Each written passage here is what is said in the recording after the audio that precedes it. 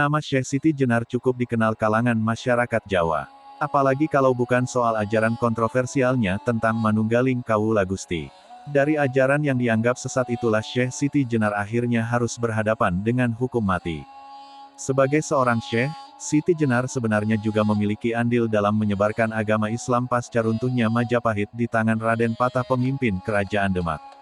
Namun oleh para wali apa yang diajarkan Siti Jenar dianggap salah, lagi menyimpang, ajaran Syekh Siti Jenar terungkap saat para wali dan sejumlah tokoh Islam kala itu menggelar pertemuan di Istana Argapura, Giri, Gresik.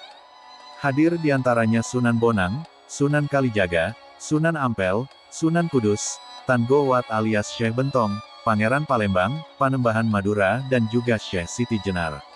Masing-masing pemuka agama Islam itu menyampaikan pemahaman dan pengetahuan mereka tentang agama. Namun tiba giliran Syekh Siti Jenar, apa yang diucapkannya itu justru membuat seluruh wali sontak tercengang. Menyembah Allah dengan bersujud beserta rukunnya, pada dasarnya sama dengan Allah, baik yang menyembah maupun yang disembah. Dengan demikian, hambalah yang berkuasa dan yang menghukum pun hamba juga, kata Syekh Siti Jenar.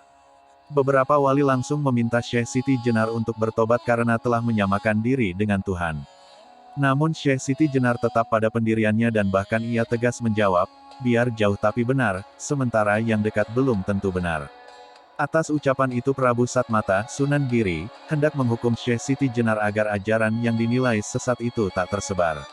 Apalagi saat itu syiar Islam tengah berkembang di tengah masyarakat, sehingga para wali khawatir nantinya umat malah akan menjadi sesat. Kontroversi ajaran Syekh Siti Jenar yang dianggap sesat. Setelah pertemuan tersebut, para wali mengadakan pertemuan kedua. Agenda pertemuan yang kali ini yakni membahas untuk memberi hukuman kepada Syekh Siti Jenar.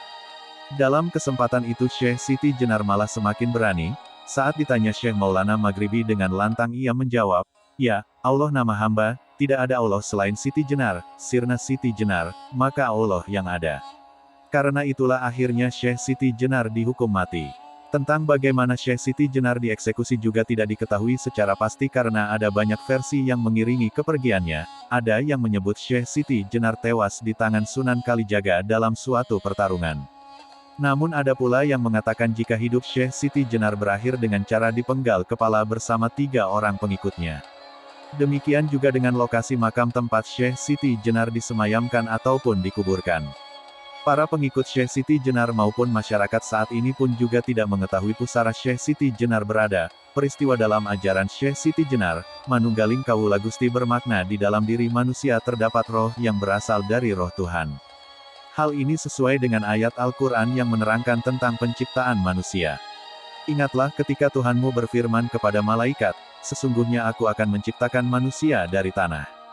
Maka apabila telah kusempurnakan kejadiannya dan kutiupkan kepadanya roh ciptaanku, maka hendaklah kamu tersungkur dengan bersujud kepadanya.